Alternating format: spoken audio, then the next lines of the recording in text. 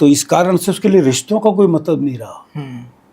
रिश्ते तो भावनात्मक होते हैं ना। सही बात। जब आप भावुक ही नहीं है अपने बहन के प्रति, अपने माँ के प्रति, अपने पिता के प्रति, अपने दोस्त के प्रति, अपनी पत्नी के प्रति आप में भावनाएं नहीं है, तो फिर संबंध कहाँ रह गया? संबंध तो भावनाओं से ही होता है ना। तो ये अभाव है। तो इस अभाव की पूर्ति जो है ना, वो अब घर में जैसे दादी नानी कहानी सुनाती थी बच्चों को, वो कहानियाँ कहाँ चली गई साहब? हम वहीं से ही हमने अपराध शुरू कर दिया। वो चाहे परियों की कहानी होती थी, उनमें पंचतंत्र की कहानियाँ होती थी, उसमें संदेश ही होते थे ना जी। कुल मिला के। हाँ। वो कहाँ रह गया अब? तो इसलिए बच्चों में वो भावनाएं नहीं आ रही। बच्चों में भावनाएं नहीं आ रही तो संवेदनाएं खत्म हो रही हैं। लेकिन सर ये क्या रिश्तों में नया वायरस एक तरीके से लगा है कि भाई रिश्ते, नई नई शादियां, नए नए संबंध बनते हैं और किसी दूसरे के प्रेम में आकर के सबसे पहले तो आप दूसरे से नया रिश्ता बनाते हैं, फिर उसको एक ऐसे मोड़ पर ले जाकर खड़ा कर देते हैं कि ना तो वो आगे चलने लायक रहता, ना वो पीछे देखने लायक रहता। तो वही कारण है उसके पीछे सर। भावनाएं नहीं है, समर्पण नहीं है, संवेदनाएं नहीं है।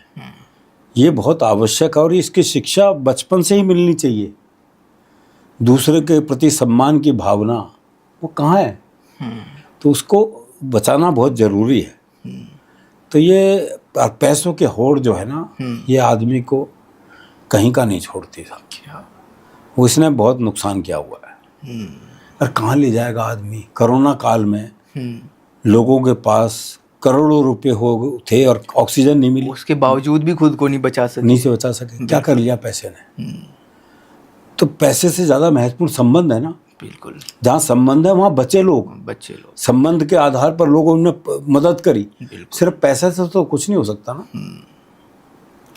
पैसा बहुत कुछ है लेकिन सब कुछ नहीं है। हमने उसे सब कुछ बना रखा है। दिक्कत ये है संबंधों को, रिश्तों को हम सब पीछे पैसे के तराजू पे तोलने लगे, सबसे आगे रख दिया हमने।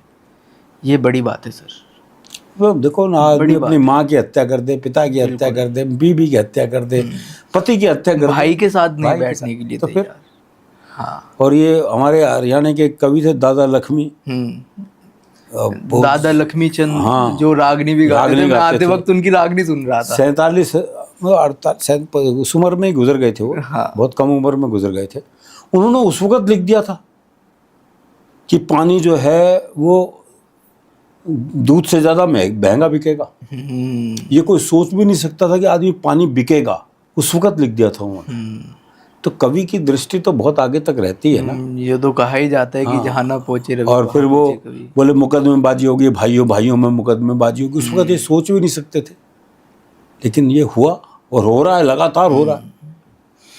हर दूसरे तीसरे घर में नज़ारा मिल जाएगा। बिल्कुल बिल्कुल बिल्कुल। वो कहा भी जाता है ना कि घर घर के मटियाले चूल्हे, बस है ना। वो पुरानी कहावत है। कहीं ना कहीं मैं भी थोड़ा बहुत इन चीज़ों से जुड़ा हुआ हूँ, क्योंकि दादाजी भी मेरे मतलब गवर्नमेंट टीचर थे। अच्छा। और नाना जी भी मेरे एक तरीके से मेजर रिटायर्ड थे फौज से। अच्छा। तो मेरे को शौक है सर थोड़ा सा ना कि मेरे पिताजी भी टीचर रहे हैं, बुजुर्ग लोगों के साथ बैठने का। ये मेरे को नहीं पता किस लिए, मेरे को ये बहुत कुछ सीखने को मिलता है उनसे। हाँ, मेरे को अच्छा लगता है कि मैं बैठूं कहीं जाकर के। किसी ने कहा भी है कि बुजुर्गों के पाँव दबाए हैं तब ये हुनर आया है। हाँ, तो बुजुर्गों के पाँव दबाने से बहुत हुनर मिलता है भाई। बिल्कुल सर। जैसा भी आपने कहा, पैसे को हमने सबसे आगे रख दिया है, तो कहीं ना कहीं साहित्य में भी ये चीज़ झलकती है। बिल्कुल है। कवि सम्मेलनों में ये चीज़ झलकती है। बिल्कुल है ना। कवि सम्मेलन समाज से अलग थोड़ी है। तो सर कहीं ना कहीं जहाँ पर कवि सम्मेलनों को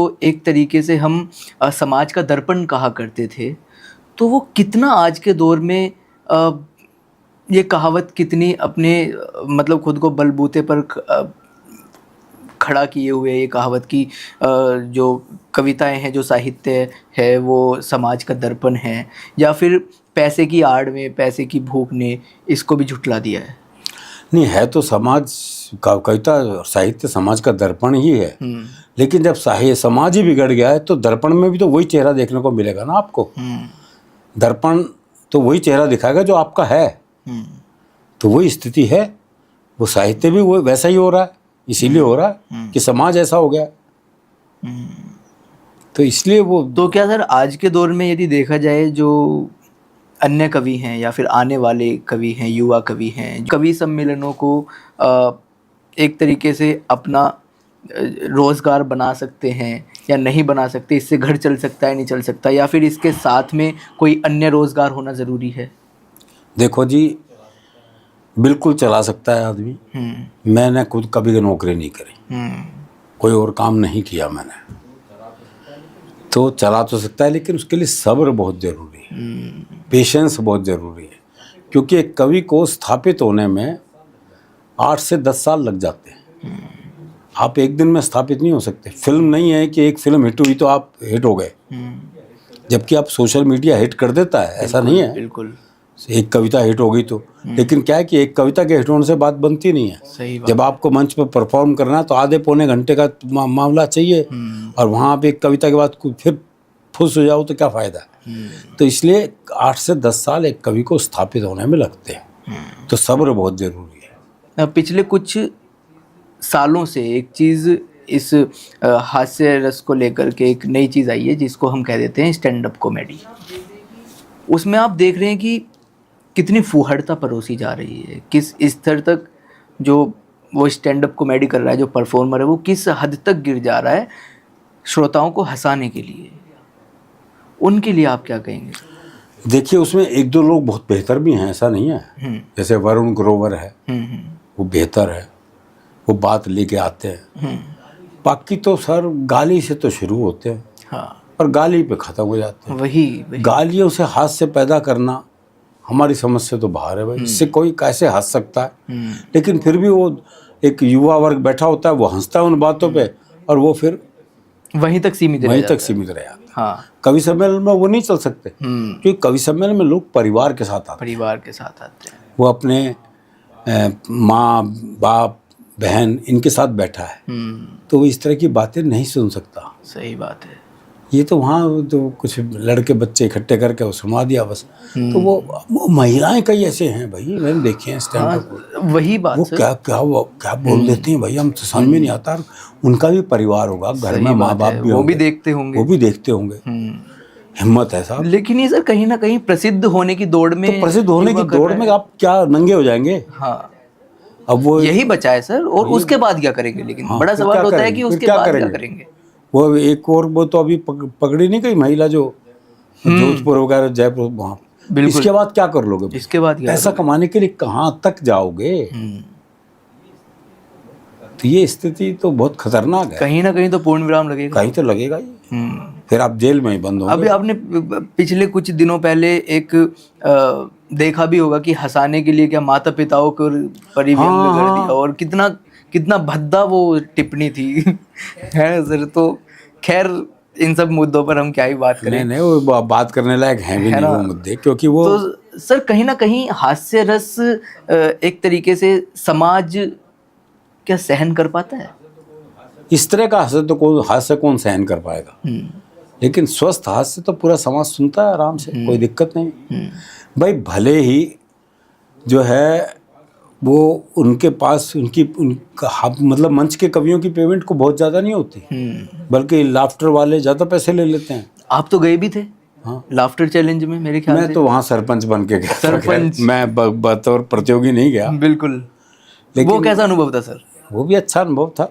क्या उसकी क्या प्रतिक्रिया थी? वहाँ कोई इस तरह की हल्की बात नहीं थी, इस तरह की हल्की बात नहीं थी, क्योंकि वो एक स्तरीय कार्यक्रम था। कोई आप देखो तो उसमें कोई हल्की, ये तो जो ये आजकल जो छोटे छोटे स्टूडियो बुक करके, हाँ ये यहाँ गड़बड़ हो रही है। हाँ, फेसबुक के माध्यम से और यूट्यूब के माध्यम से वो लोग गड़बड़ कर रहे हैं। समाज पर क्या असर डाल रहे हैं? बहुत बुरा असर पड़ता है भाई, बहुत बुरा। आदमी को हास्य से भी नफरत हो जाएगी तो कैसे काम चलेगा जी? सही बात है।